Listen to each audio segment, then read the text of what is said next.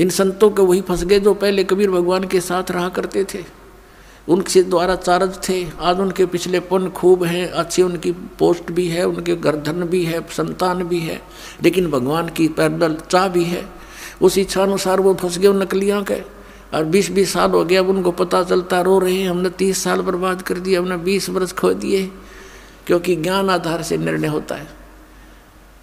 अब उनका जो पूर्व जन्म की पुण्य थे वो नष्ट हुए, अब आपदाओं का दौर शुरू हो गया, वहाँ कोई समाधान हो नहीं रहा, फिर भटकने लगे इधर उधर, कोई मंदिर में, कोई कहीं पर, कोई किसी स्थान पर, कोई पत्थरों में, कोई कहीं पहाड़ों पर, कि भी फिर अन्य नकली संतों के पास गए, सब एक जैसे पाए।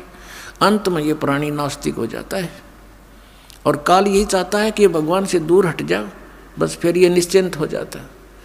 जैसे महात्मा बुद्ध को भेजा, उस पुण्यात्मा को स्वयं नहीं पता था कि तू क्या करने जा रहा है। उसके पूर्व जन्म की कमाई के अनुसार उसके अंदर बहुत सी वचन शक्ति थी, लोगों पर प्रभाव पड़ता था, लाखों की संख्या में उनके अनुयायी बन गए। उनके द्वारा बताएगी वे ऑफ वर्शिप से, पूजा की विधि से किसी को परमात्मा का आध्यात्मिक लाभ प्राप्त नहीं हुआ, तो आध्यात्मिक लाभ प्राप्त न होने से फिर वो नास्तिक हो गए, भगवान है ही नहीं कहीं। जैसे पूरा चीन नास्तिक हो गया, पूरा रूस नास्तिक हो गया, तो ऐसे इन काल के भेजे हुए दूतों के कारण ये सारी बात बिगड़ गई। और काल यही चाहता है कि सब नास्तिक हो जा, भगवान की इच्छा ही छोड़ दें। अभी यही दशा राधा स्वामी और धन धन सदगुरु सच्चा सौदा सिरसार जगमालवाड़ी, दिल्ली के ठाकुर जी, ये जय गुरुदेव के दनौद वाला जो ताराचंद, ये सब एक कुएं के पानी हैं। ऐसे ही आसाराम और ये सुधांशु जी, ये सब नकली नाम देते हैं, काल के दूत हैं ये।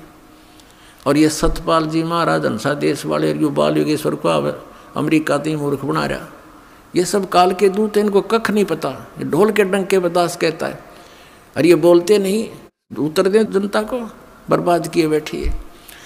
तो इनसे सब नास्तिक हो जाएंगे कुछ दिनों में। अगर ये अब ये सत भक्ति प्रारंभ नहीं होती तो ये सब नास्तिक हो जाते, और 20, 30, 50 वर्ष के अंदर। कहते भगवान कहीं नहीं है, गुटी लाओ, बकवाद करो, मांस खाओ, चोरी करो, डाके मारो, अपने अन्य तरीके से धनी बनने की कुचेष्टा करने लग जाते हैं।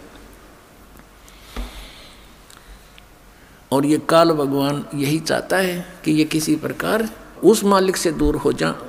अब दयालु है परमात्मा, कैसी दया बख्शते हैं। पीछे लग गया जाऊं था मैं लोक वेद के साथ, रस्ते में सतगुरु मिले, दीपक दे दिया हाथ। चारों युग में संत पुकारे, कूक कहा हम हेल रे, हीरे माणिक मोती बरसे, ये जग चुगता ढेल रे। एक पुन्नी एक पापी आया, एक है सोम दलेल रे, गरीब दास हरि नाम बिना, ये सब ही जम की जेल रे। अपने आत्मा परमात्मा का विधान है कि जैसे कर्म करेगा वैसा ही फल पाएगा। और ये विधान है उस प्राणी के लिए जो सत भक्ति नहीं करता। कबीर परमेश्वर की यानी परम अक्षर ब्रह्म की भक्ति नहीं करता, परम पूज्य कबीर भगवान की पूजा नहीं करता, परम संत से लेकर इन नकली कबीर पंथियों से लेकर नाम भक्ति करना भी व्यर्थ है, क्योंकि इनके पास वो सतनाम और आदि नाम नहीं है, इनके पास कंप्लीट कोर्स नहीं है, सत भक्ति मार्ग नहीं है। इसलिए परमेश्वर ने कहा था धर्मदास तो 1,00,000 दुहाई, ये मूल ज्ञान अभी कहीं बाहर न जाई।